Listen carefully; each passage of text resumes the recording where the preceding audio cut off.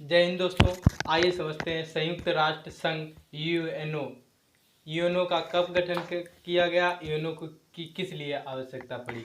देखिए, जब द्वितीय विश्व युद्ध और प्रथम विश्व युद्ध चल रहा था, जो आपस में देश एक दूसरे से लड़ रहे थे, तब इसी को सोचते हुए सभी देशों के कुछ देशों के मुखिया जो थे, उन्होंने क्या किया, आपस में एक संगठन बनाया जो संयुक्त राष्ट्र संघ यूएनओ के नाम से जाना जाता है। यूएनओ की स्थापना कब हुई? इसकी स्थापना 24 अक्टूबर 1945 को हुई। और जो जब पहले यूएनओ बना था तो उसमें कितने देश सदस्य थे? तो उसमें उस समय 51 देश थे।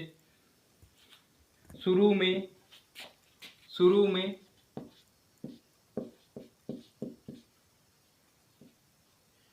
यूएनओ में शामिल सदस्य देश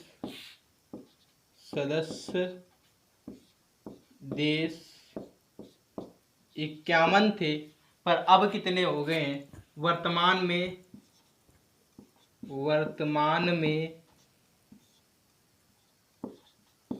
शामिल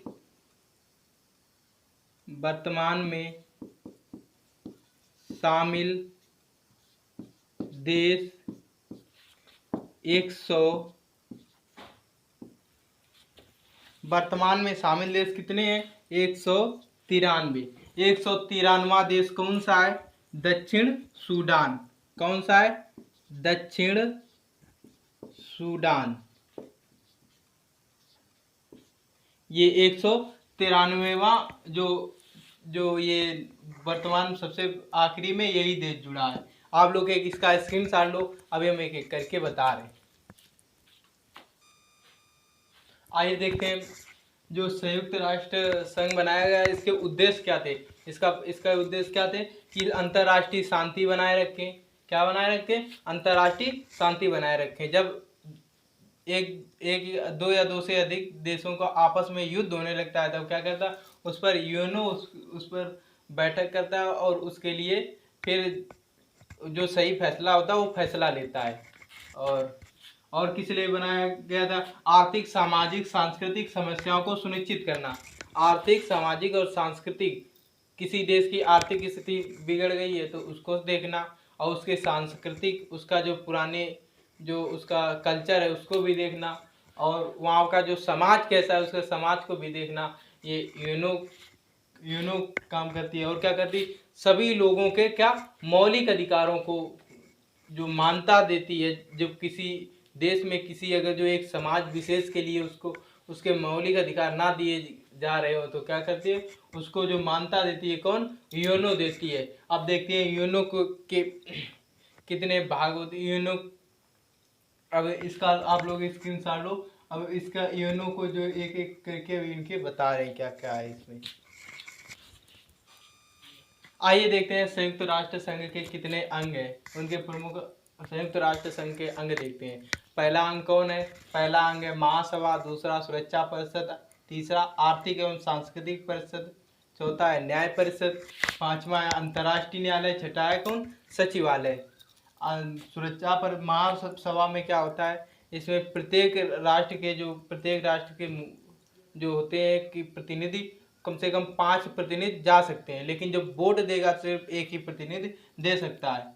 और सुरक्षा परिषद क्या होता है? ये जब विश्व में कहीं भी कोई लड़ाई युद्ध होते हैं तो उसको सुरक्षा परिषद में उसकी बैठक की जाती है। आर्थिक एवं राजनीति क्या होता है? इसमें कोई भी देश की अगर जो जीडीपी डूब रही है, देश का आर्थिक स्थिति बेकार है, तो उसको क्या सहायता देता है?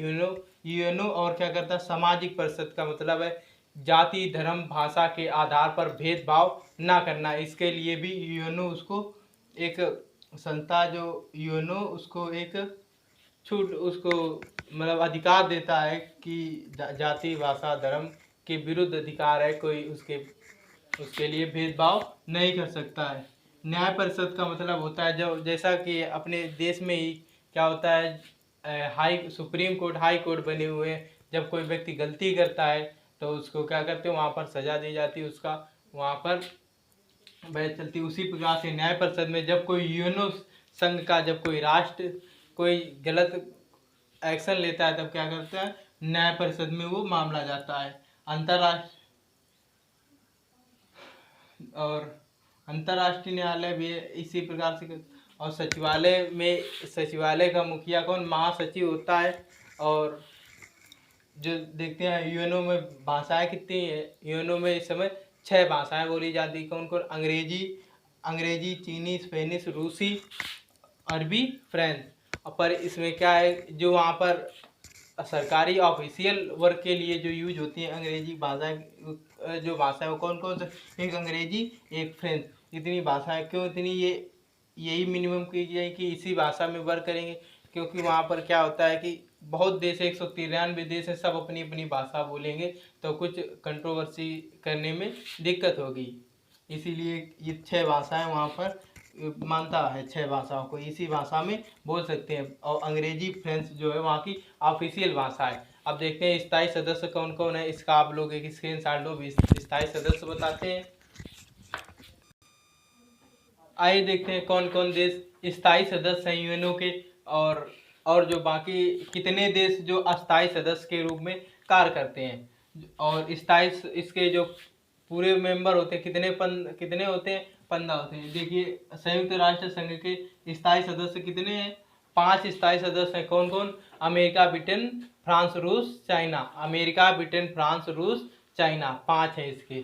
और इनको विशेष शक्ति क्या होती, इनके पास वीटो पावर होता है। वीटो पावर का मतलब ये है, जब कहीं का मुद्दा किसी भी देश का अगर जो यूएनओ में जाता है, अगर जो ये अमेरिका, ब्रिटेन, फ्रांस, रूस, चाइना अगर जो ये चाहे तो उस जो जो मामला जाएगा उस मैटर पर वीटो कर सकते हैं। वीटो का मतलब ये होता है हमें स्वीकार नहीं है, हम इस मामले में हस्तक्षेप नहीं करेंगे और इसलिए उसको टाल सकते हैं।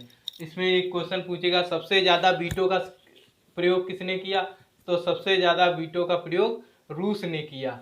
सबसे अधिक बार वीटो का प्रयोग रूस ने किया। और अस्थायी सदस्य इसमें कौन होते हैं, 10 अस्थायी सदस्य के रूप में काम करते हैं, जो 2 वर्ष के लिए चुने जाते हैं। और जो 5 जो होते हैं, 5 सदस्य वो क्या होते हैं, स्थायी होते हैं।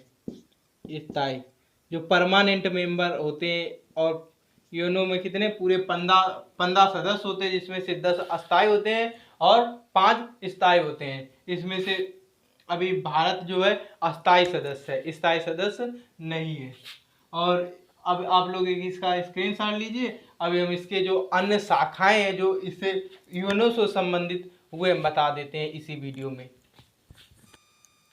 आइए देखते हैं अंतर्राष्ट्रीय संघ जो संयुक्त राष्ट्र संघ की प्रमुख शाखाएं हैं, उनकी क्या प्रमुख शाखाएं हैं उनकी वो देखते हैं। उनकी 9 प्रमुख शाखाएं कौन कौन की, संयुक्त राष्ट्र शैक्षिक विज्ञान और सांस्कृतिक संगठन। इसमें क्या होता है, इसमें WHO की है। इसमें ये जो संगठन है ये क्या करता है, शिक्षा और वहाँ की सांस्कृतिक कल्चर को ये संगठन देखता है, उसको बनाए रखता है। संयुक्त राष्ट्र पर्यावरण, ये जो दूसरा उसकी शाखा है, ये जो विश्व में जो भी पर्यावरण है उसको बचाए रखने के लिए ये शाखा कार्य करती है संयुक्त राष्ट्र संघ। जो अंतर्राष्ट्रीय बाल कोष है, इसमें क्या होता है, जो बच्चे होते हैं उनके शोषण, उनका उनका पालन पोषण के लिए, उनको बड़े होने के लिए जो भी उनको उपयुक्त मेडिसिन होती है वो अंतर्राष्ट्रीय बाल कोष दिया, बालकों के लिए बनी हुई संस्था। और जो अंतर्राष्ट्रीय राष्ट्र महिला विकास कोष है, ये क्या होता है, महिलाओं के लिए कार्य करती है, महिलाओं को सतत प्रयास आगे बढ़ाने के लिए कार्य करती है। जो खाद्य एवं कृषि संगठन है, ये क्या करता है, ये जो खाना वगैरह, अनाज इसको एकत्रित करता है और ये विश्व के उस जगह पहुंचाता है जहां पर ये उपलब्ध नहीं हो पाता है। ज़्यादा करके कहीं बाढ़ आ गई तो फिर वहाँ पर ये जो अंतर्राष्ट्रीय खाद्य एवं कृषि संगठन है वो पहुँचाता है। एक अंतर्राष्ट्रीय मुद्रा कोष है, ये ज़्यादा करके बैंक, विश्व बैंक इसी में आती है। अंतर्राष्ट्रीय मुद्रा कोष के अंदर ये जो डेवलपमेंट के लिए, विकासशील देशों के डेवलपमेंट के लिए क्या करते हैं, उसको ऋण देते हैं, अंतर्राष्ट्रीय मुद्रा कोष।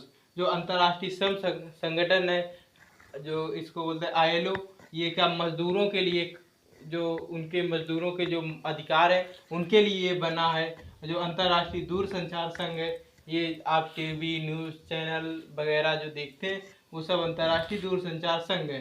जो विश्व स्वास्थ्य संगठन है, ये जो विश्व के स्वास्थ्य के लिए ये कार्य करता है, WHO इसको बोलते हैं, विश्व स्वास्थ्य संगठन। आशा करते हैं कि वीडियो समझ में आया होगा।